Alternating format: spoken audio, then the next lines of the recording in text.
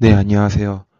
금일 제가 랩 세미나 시간에 소개시켜 드릴 내용은 머신 리딩 컴프리헨션 첫 번째 시간으로 기계 독해에 대해서 어, 기계 독해가 무엇인지 알아보고 이러한 관련 연구들을 기준으로 어떠한 연구가 진행되는지 한번 알아보도록 하겠습니다. 그 중에서 오늘 첫 번째 시간으로 거- 지금 현재까지 나와 있는 다양한 연구들에서 기준점이 되는 이런 머신 리딩 컴프리hen션 벤치마크 데이터셋에 대해서 좀 더 자세히 알아보도록 하겠습니다.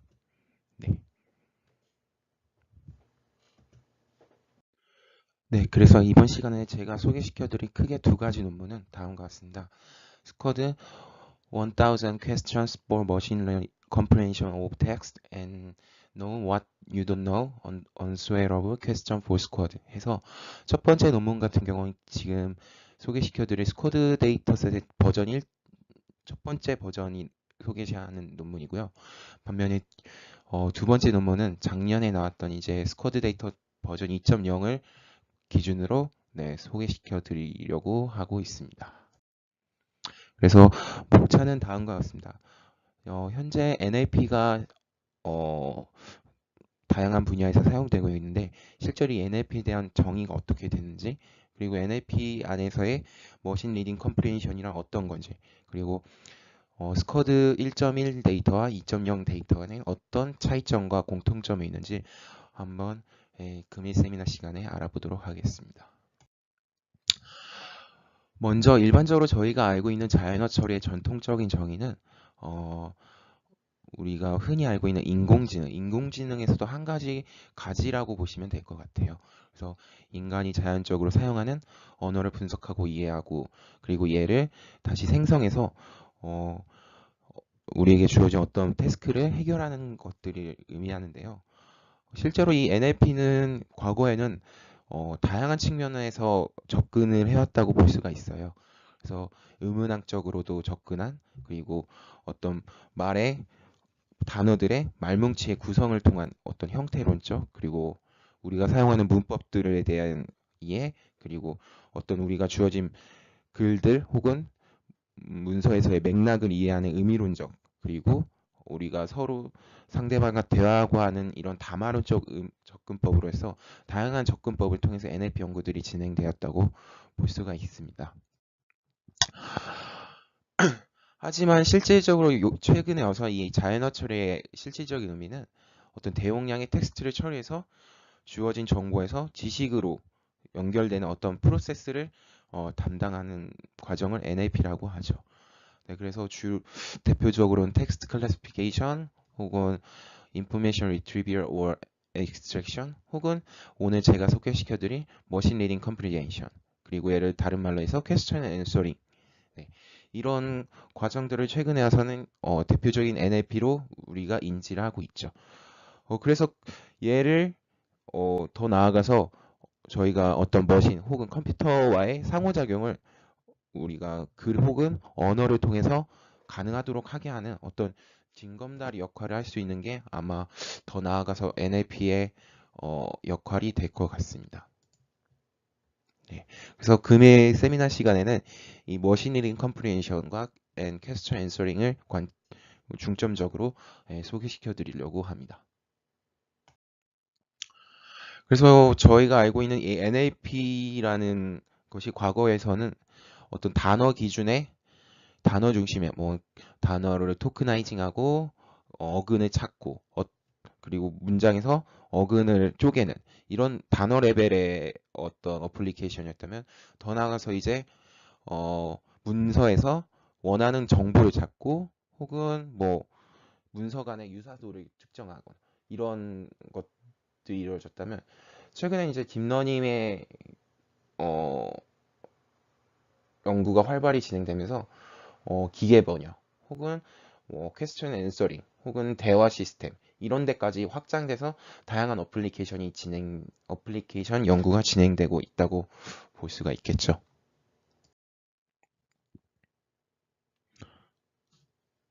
그래서 우리 한 3년 전만 해도 NLP 말하기보다는 텍스트 마이닝이라고 저희가 많이들 말을 했죠.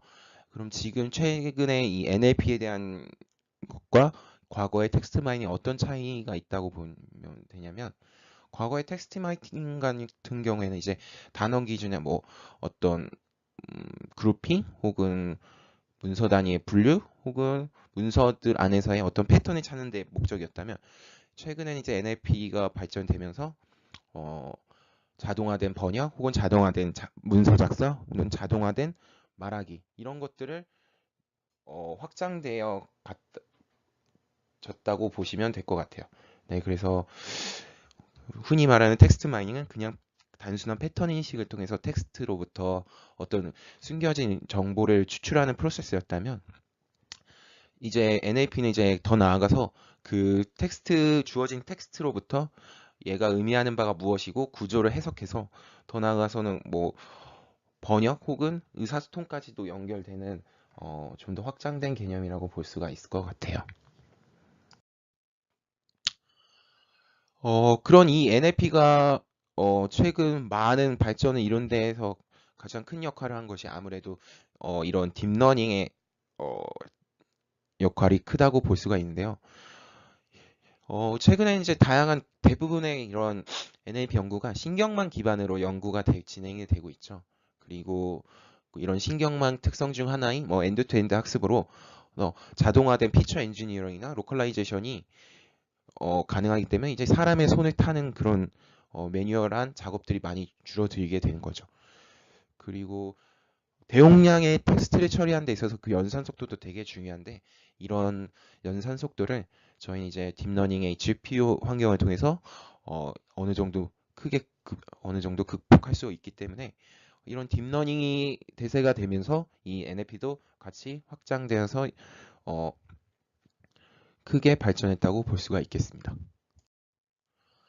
그래서 이런 딥러닝의 이 NLP 분야에서 활용 분야를 좀 간략하게 본다면, 그냥 단순하게 덴스 레이어, 즉 멀티 레이어 퍼셉트론 같은 경우에는 뭐 포스텍이나 토크나이징 혹은 NER, 그래서 엔티티 리코그니션 같은 경우도 활용되고 있고요. 저희가 이런 NLP에서 주로 사용하게 되는 뉴럴 넥트, 즉 RNN 같은 경우에는 뭐 기계 번역이나 혹은 기계 독해, 그리고 뭐 어떤 이미지 캡셔닝 같은 데에서도 많이 사용이 되고 있죠. 혹은 이제 리커런트 뉴럴 네트워크, 혼동되기 쉬운 이 리커시브 뉴럴 네트워크 같은 경우는 이제 문장 구조를 중점적으로 이런 어떤 하이어러키가 있는 그런 문장에서의 그 어플리케이션에 많이 활용이 되고 있고요. 이미지 분야에서도 주로 사용되는 이 CNN 역시도 최근에는 이제 다양한 어떤 NLP 분야에서도 그 활용 사례가 많이 확장되고 있는 걸 볼 수가 있습니다. 이건 이제 2017년에 ACL, 이 ACL 같은 경우에는 이 자연어 처리 분야에서 이름 있는 큰 컨퍼런스인데요. 이 부분을 보시면 2017년 때부터 이 머신 리딩 컴프리헨션에 대한 관심이 많은 것을 볼 수가 있습니다. 그래서 지금 X축에는 어, 그 빈도, 쇼페이퍼의 빈도고요. Y축에는 롱페이퍼의 빈도인데, 이 롱페이퍼에 자주 언급될 정도로 이 머신 리딩 컴프리헨션에 대한 관심이 2017년 이후부터 계속해서 지금은 더 나아갔겠죠. 네. 그래서 그때 이후로 이 머신 리딩 컴프리헨션에 대한 그 관심이 많아졌고 많은 연구가 진행되고 있다. 네. 그래서 그럼 과연 머신 리딩 컴프레hension이 2017년부터 계속 관심을 받고 있다는데, 과연 이 기계 독해란 게 무엇이냐? 말 그대로 기계가, 이 컴퓨터가 글을 읽고 그거에 대한 이해를 해서 그에 적절한 답을 제시하거나 혹은 계속해서 대화를 이끌어갈 수 있는 그런 시스템을 말하는 게 이제 머신 리딩 컴프리헨션, 즉 기계 독해라고 이해하시면 될 것 같습니다. 그래서 이런 머신 리딩 컴프리헨션 혹은 이 Q&A가 가능하다면 다음과 같은 이런 챗봇 같은 경우도 과거에 저희가 주고받은 대화를 이해해서 그에 대한 적절한 답을 계속해서 생성해주는 이런 어플리케이션까지도 이어질 수가 있겠죠. 네. 그리고 간단한 예시로는 제가 저희 연구실에 보면 이제 각종 학회에 대한 후기들을 남기는데, 이런 후기를 기준으로 어떤 2018년 한국 데이터 마이닝 학회는 언제 개최되었는가? 이런 질문이 들어왔을 때 이 MRC를 통해서 저희는 문맥을 이해하고 그를 통해서 11월 31일에 개최되었다는 걸 답을 해줄 수가 있는 거죠. 네.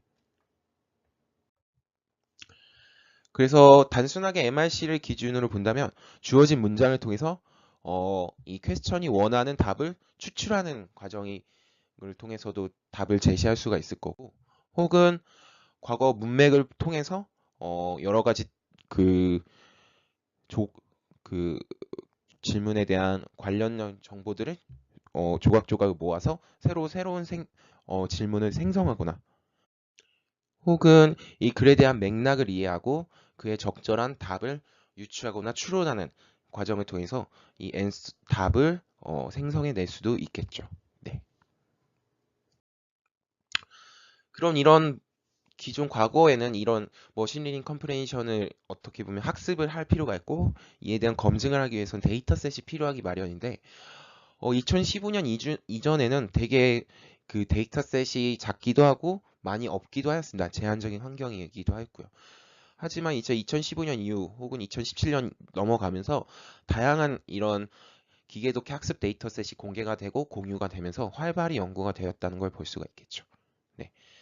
그 중에서도 저 CNN 데일리 메일 혹은 스쿼드 데이터셋 그리고 MS 마르코 그리고 뉴스 Q&A 등이 대표적인 이 MRC 데이터셋의 어, 사례라고 볼 수가 있겠습니다.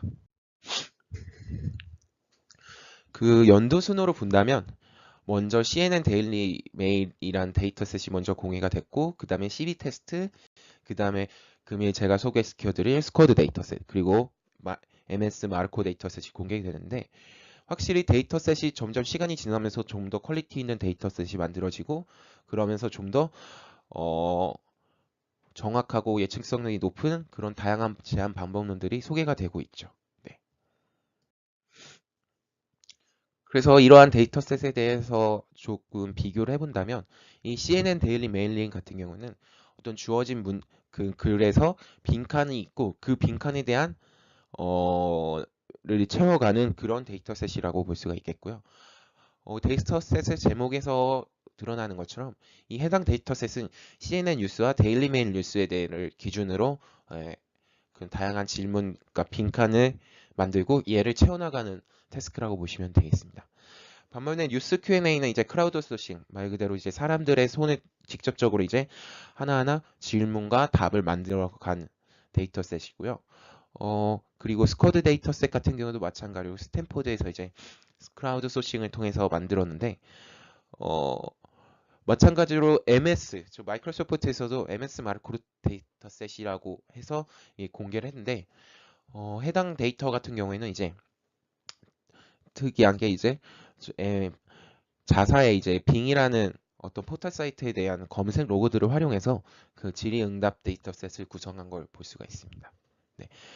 그리고 해당 질문 수와 답변 수는 다음과 같고, 네. 그럼 먼저 구글 딥마인드에서 이제 처음으로 공개한 CNN 데일리 메일리 데이터셋에서 알아보도록 하겠습니다. 그래서 이런 MRC 독해력 문제를 반영하는 대용량 데이터셋의 구축이 이제 그 당시엔 없었기 때문에 얘를 목표로 공개했고요. 이 데이터셋의 제목과 마찬가지로 뉴스 기사를 기준으로 2017년부터 2015년 4월까지 수집을 해서 이 데이터셋을 만들었고 그래서 원본 그런 뉴스 기사에서의 엔티티들을 어떤 블랭크 처리를 해서 이 블랭크에 해당하는 단어들이 무엇인지를 찾아가는 그런 태스크라고 보시면 되겠습니다. 하지만 실제로 에러가 빈번히 많이 포함되어 있다는 지적도 많이 있었고요. 그리고 독해력의 난이도가 좀 낮다 보니까 그냥 조금만 좀 더 그냥 룰 베이스 혹은 뭐 좀만 피팅을 열심히 하더라도 사람과 성능과 사람이 풀어가는 그 역량과 아주 근접한 성능을 보여주는 연구들이 많이 발표되고 있어서 그 변별력이 다소 낮다고 판단되고 있습니다. 네. 그래서 그 예시를 보시면 다음과 같이 문장에 이런 엔티티에 대한 어떤 블랭크가 존재하고 이런 블랭크에 과연 무엇이 들어갈지를 찾아가는 거죠. 글의 맥락을 파악해서. 그러다 보니까 클로즈 타입 퀘스천 태스크가 있는데 이 해당 태스크 같은 경우 이제 독해력 난이도가 낮아져 사람의 성능과 아주 근접한 연구 결과가 나오는 걸 볼 수가 있는 거죠. 그 다음에 소개시켜드릴 데이터셋 같은 건 USQA인데 이 해당 데이터셋 같은 경우에는 이제 마이크로소프트의 자회사인 말루바에서 이제 마찬가지로 CNN 뉴스 기사를 대상으로 사람의 손을 거쳐서 이제 직접 질의응답 데이터셋을 구축한 데이터라고 보시면 되겠습니다. 총 질문의 수는 11만 9천여 건이고요. 그 중에서 CNN 뉴스 기사는 12,700개 있고 그러다 보니까 이제 기사당 한 두세 개의 질문이 있고 아무래도 CNN 뉴스 기사다 보니까 다양한 어휘들이 존재하다 보니 기존 스쿼드 데이터셋보다는 이제 많은 단어들로 구성되어 있다는 게 특징이고요. 그래서 질문자들은 그냥 매뉴얼리하게 이런 기준으로 데이터셋을 작성을 하였는데요. 그래서 기사의 헤드라인과 하이라이트만 보고 질의문을 작성하고 반대로 응답자들은 이런 질문과 기사를 보고 해당 기사에서 이제 답안을 선택하는 과정이라고 보시면 되겠습니다. 그리고 이에 대한 검증은 이제 질문과 답변을 동시에 본 어떤 검증자가 따로 랭크를 부여해서 검증을 했다고 보시면 되겠습니다.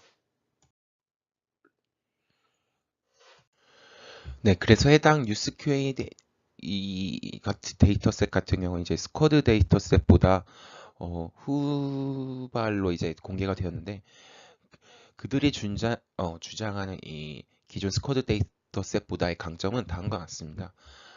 일반적으로 이런 질의응답에 대한 유형을 찾아보면 크게 5가지로 볼 수가 있는데 워드 매칭, 패러프레이징, 인퍼런스, 신테시스 혹은 insufficient, 즉 불충분한 이런 질의응답 과정을 보시면 되는데 이 아래로 갈수록 그 응답하기 위한 난이도는 높아지는데 해당 그 뉴스 QA 데이터셋 같은 경우에는 기존 스쿼드 데이터셋보다 좀 더 많은 이 프로포션을 본다면 아래 3가지, 즉 기존 상위 2개 유형보다 어려운 유형의 이런 3가지 유형의 질의응답 과정이 프로포션이 높기 때문에 자기들의 그들의 데이터셋이 좀 더 챌린지하다 이런 걸 어필을 하고 있었죠. 그래서 어려운 3가지 유형을 본다면 신테시스, 즉 여러 문장들에서 어떤 정보 조각들을 종합해서 추론하는 방법 혹은 불충분한 정보만으로도 어떤 개념의 중복을 인식해서 추론하는 이런 인퍼런스 단계들을 통해서 어, 어, 응답을 하는 것이 어렵다고 여겨지고 있습니다. 네. 그 다음 이제 대표적인 두 번째 데이터셋으로 유명한 이제 MS 마르코 데이터셋 같은 경우는 기존 스쿼드 데이터셋과는 유사하지만 이 질의응답을 생성하는 과정 자체가 좀 특이한데요. 한 10만여 개의 쿼리를 통해서 쿼리라는 건 즉 검색 로그를 활용한 거죠. 이 자사의 포털 사이트인 빙을 이용해서 사용자들이 검색한 로그를 기반으로 마지막으로 그 사용자들이 찾아낸 문서를 이제 결국엔 그들이 원하는 검색 결과로 인식을 하고 이를 통해서 이제 답을 만들어가는 과정을 수행했습니다. 그래서 이 MS 마르코 데이터셋 같은 경우는 이제 MS에서 공개한 데이터셋이지만 기존의 데이터셋이 정보 단락에 기술된 단어를 사용하고 어순도 유사하다는 문제점을 지적하면서 사용자가 실제로 질문하는 문장과 실제로는 정답이 다르게 표현되는 경우도 많기 때문에 이를 극복하고자 하는 데이터셋을 만드는 것을 목표로 하였습니다.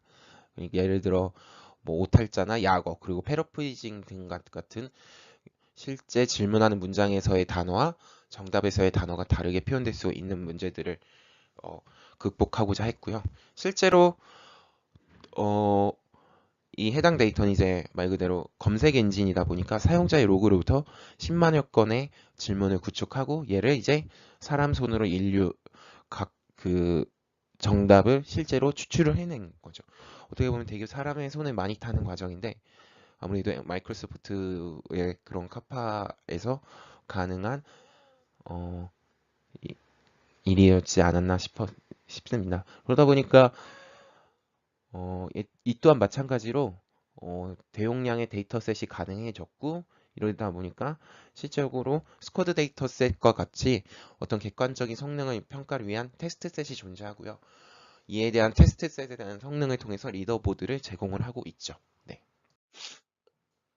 그래서 이러한 리더보드를 본다면 이 해당 세미나 기점으로 보시면 인간의 휴먼 퍼포먼스 기준으로는 루지 L 같은 경우에는 53.87 혹은 BLEO 스코어 기준은 48.5.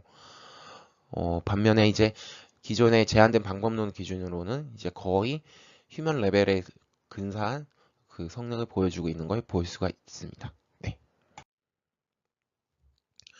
그래서 대표적으로 이런 머신러닝 컴프레hension에서의 성능 지표로 사용되는 게 이제 루지나 혹은 BLEO 스코어를 이용하게 되는데 이 루지 같은 경우는 Recall Oriented Understudy for Existing Evaluation의 약자로 이 자연어 처리 분야에서 문서요약의 성능 지표로 많이 사용되고 있습니다. 그래서 결론적으로는 기존 레퍼런스 요약과 실제로 얼마나 정답셋에 있는 단어들과 얼마나 오버랩이 많아져 있는지를 리콜 메저를 통해서 이를 성능을 측정하는 지표라고 보시면 될 것 같아요. 또 이제 비에리오 스코어 같은 경우도 마찬가지로 이 MIC나 머신 트랜슬레이션의 성능 지표인데요.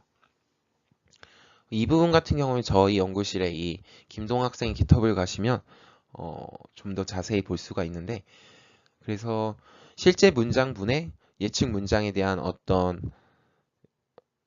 비율에 대해서 프리시전을 반영해서 산출된 스코어라고 보시면 될 것 같아요. 네. 그리고 금일 제가 주로 메인으로 소개할 이 스쿼드 데이터셋 같은 경우는 이제 스탠포드에서 실제로 클라우드 소싱을 통해서 만들어낸 데이터셋인데요. 엄선된 위키피디아 게시물, 그러니까 위키피디아는 되게 많은 문서를 가지고 있는데 그로부터 다양한 분야에서 다양한 주제와 그런 개념들을 대상으로 질의응답뜻을 만들었습니다. 그래서 그 위키피디아 문서 게시글을 보시면 알겠지만 그 길이도 되게 다양하고요. 그리고 이 데이터셋을 만들 때 복수의 정답을 작성 가능하도록 한 그 게시물로부터 여러 개의 질의응답셋을 만들었고 실제로 정답셋이 어느 구간부터 어디까지 있는 어디에 기반해서 작성이 됐는지를 이 데이터셋은 스팬을 제공을 하고 있습니다. 그래서 실제로 이 스팬이 통해서 정답이 무엇인지를 앤서링을 하는 태스크라고 보시면 되고 그리고 정답을 경우에는 이제 한 단어 혹은 두 가지 이상의 정답이 가능하면서 이 엔티티에 대한 제약은 없다고 합니다. 그래서 이 해당 데이터셋을 기준으로 그 이후로 많은 연구들이 이를 레퍼런스로 활용하면서 MRC 연구가 진행되었다고 보시면 될 것 같습니다. 그래서 해당 데이터셋 같은 경우 이제 EMNLP 2016에서 베스트 리소스 페이퍼를 받았고요. 지금 현 시점은 아니지만 구글 스칼러 기준으로 615회의 사이테이션이 걸린 걸 볼 수가 있습니다. 이 스쿼드 데이터셋 같은 경우에는 이제 MS 마르코의 BLEU나 로지가 아닌 EM 매저와 F1 스코어를 통해서 이 성능 지표를 산출하고 있는데요. EM 같은 경우는 실제로 얼마나 완벽히 정확하게 매치가 됐는지에 대한 스코어고요. 이 F1 스코어 같은 경우에는 해당 그 실제 정답과 시스템에서 제공하는 답변 간의 프리시전과 리콜에 대한 F1 스코어라고 보시면 되겠습니다. 그래서 해당 데이터셋 한 예시를 가져왔는데요. 그래서 질의가 다음과 같이 How did some suspect of Polo learn about China instead of by actually visiting it? 이라는 질의가 들어왔을 때 정답셋이라는 에서는 이제 해당 문맥에서 어떤 스팬이 존재해서 이 구간에서 이 부분까지가 정답이란 것을 제공하고 있는 거죠. 네. 그래서 아무래도 이러한 데이터셋을 만드는 데는 이제 많은 인력과 비용이 필요한데, 실제로 저희 연구실에도 이런 비슷한 과정을 해봤는데, 직접 해보면 되게 단순 노동이면서도 어떻게 보면 정확한 데이터셋을 만들기 위해서는 되게 많은 시간과 노력이 필요하다는 걸 저희도 잘 알고 있고요. 그리고 이러한 데이터셋을 만드는 데 있어서 이제 실제로 이러한 응답은 실제로 타당한지에 대한 그 노력과 혹은 좀 더 너무 단순하지 않은 질의응답셋을 만들기 위해서 이 응답자들은 많은 노력을 했을 거라고 어, 판단이 돼요. 그래서 실제로 이 해당 연구에서 이 데이터셋을 만드는 인터페이스를 보면 다음과 같아요. 그래서 주어진 문장이 있고 그에 대해서 이제 질문자가 해당하는 문맥을 통해서 생성할 수 있는 질문을 만들고요. 그러다 보니까 다양한 어떤 질의응답셋이 만들어질 수가 있어요. 그래서 실제로 다음 같은 예시에서는 실제로 주어진 문맥과 퀘스천에서 이 레퍼럴드 to as와 질문에서의 콜드가 과연 의미가 같다고 시스템이 인지할 수 있는지에 대한 어떤 예시 혹은 The European Parliament and the Council of the European Union과 실제 질문에서의 governing bodies. 그래서 이런 단어의 의미론적으로도 얘네들이 잘 고려를 할 수 있는지에 대한 여부. 실제로 글을 읽다 보면 뭐 혹은 대명사나 이런 지시어 등을 통해서 상당히 그 의미가 중복되거나 거리가 먼 단어들이 그렇게 가져올 경우가 있는데요. 이러한 경우도 이제 과연 이 시스템이 얼마나 잘 작동하고 있는지를 어떤 문장의 구조를 이제 파싱 트리를 통해서 실제 거리를 측정하고 그 거리가 많은 경우에도 얼마나 잘 작동하는지를 어, 이 해당 데이터셋에서는 주목을 하고 있었죠. 실제로 그래서 거리가 멀수록 정답에 가까운 단어를 유추하기는 어렵다고 보시면 될 것 같습니다.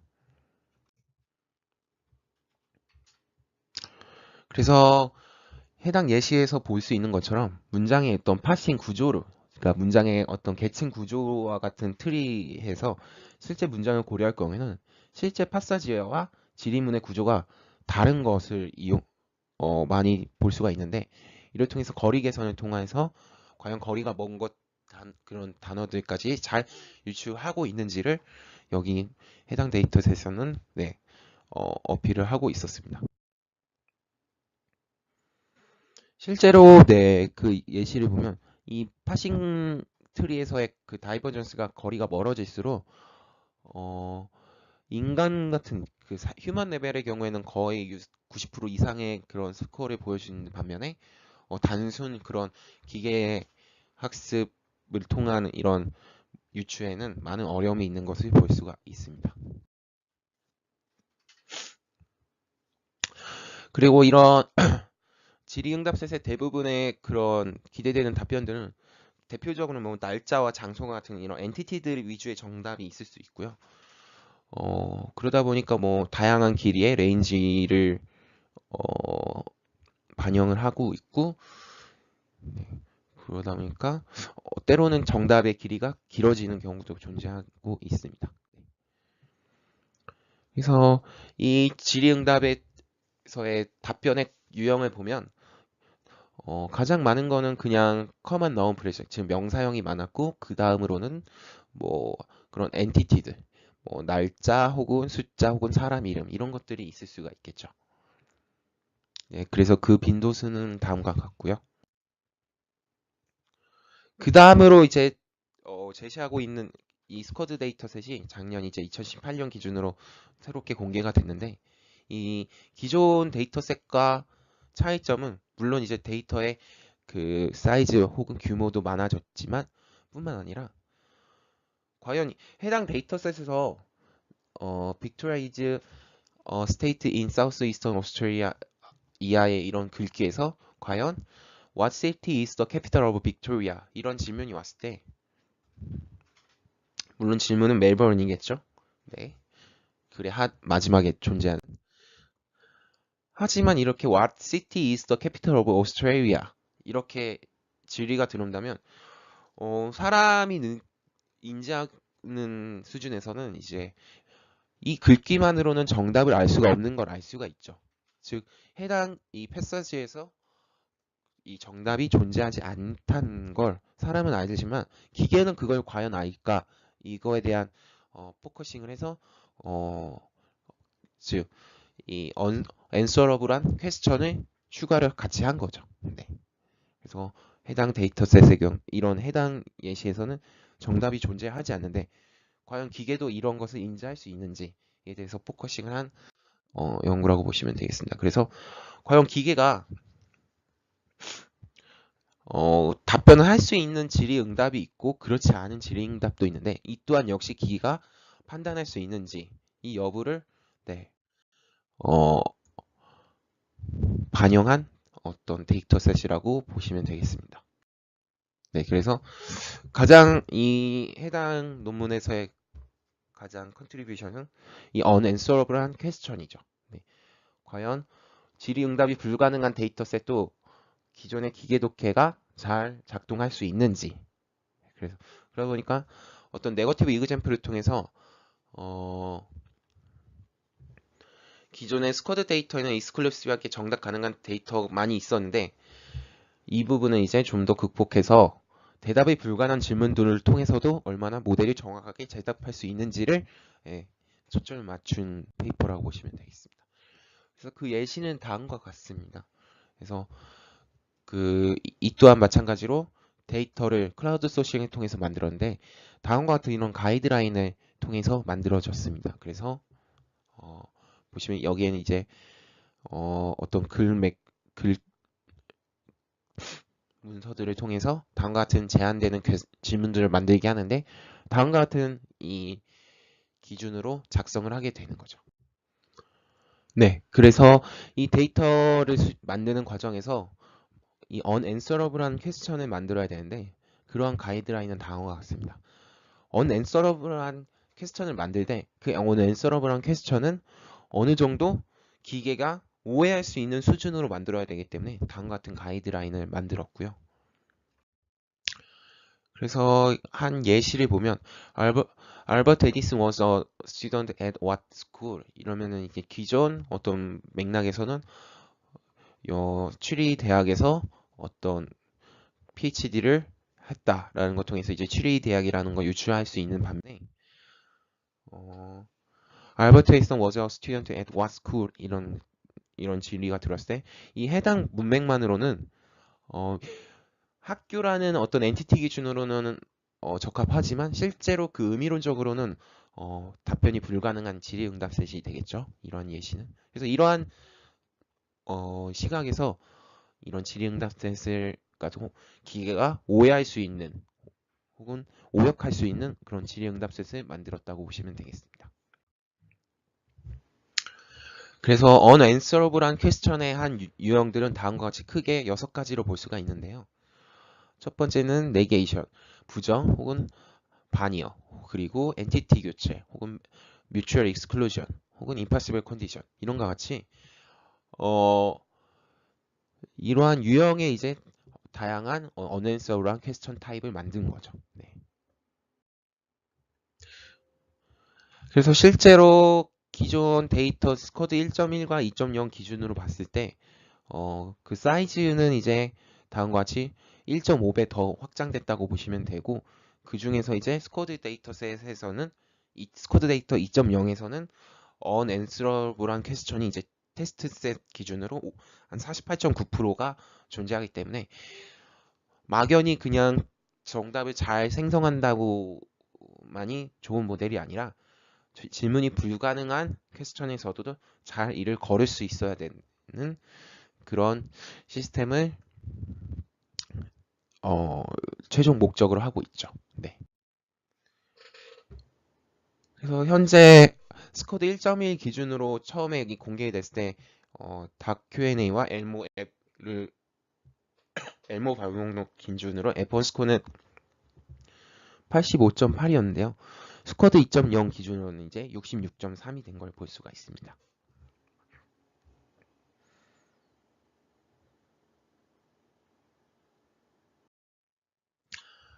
그지만 이제 최근 2019년 1월 8일 이 해당 세미나가 1월 9일에 있었는데요. 1월 8일 현 시점으로 기준으로는 다음과 같이 거의 인간 레벨을 근사한 EM 스코어, F1 스코어를 볼 수가 있겠죠. 네. 그러니까 현재 이제 다양한 이런 NLP에서의 MRC 방법론들이 이런 언앤서러블한 퀘스천에서도 잘 대응하고 있다는 걸 볼 수가 있습니다. 여기서 보시면 알겠지만 특이한 게 이제 버트라는 이제 구글 팀에서 제안한 논문들이 거의 상위를 차지하고 있는 것을 볼 수 있는데요. 네, 최근에 이제 이런 단순 그냥 싱글 모델뿐만 아니라 다양한 모델들을 앙상블해서 좀 더 높은 스코어를 만드는 시도도 대부분 이루어지고 있는 것을 볼 수가 있겠습니다. 그래서 제가 준비한 내용은 여기까지고요. 다음 시간에는 이런 MRC의 대표적인 방법론들에 대해서 한번 마일스톤을 정해보고 해당 마일스톤에는 어떤 컨트리뷰션들이 있었는지를 알아보도록 하겠습니다. 네, 지금까지 이 영상을 시청해 주셔서 정말 감사합니다.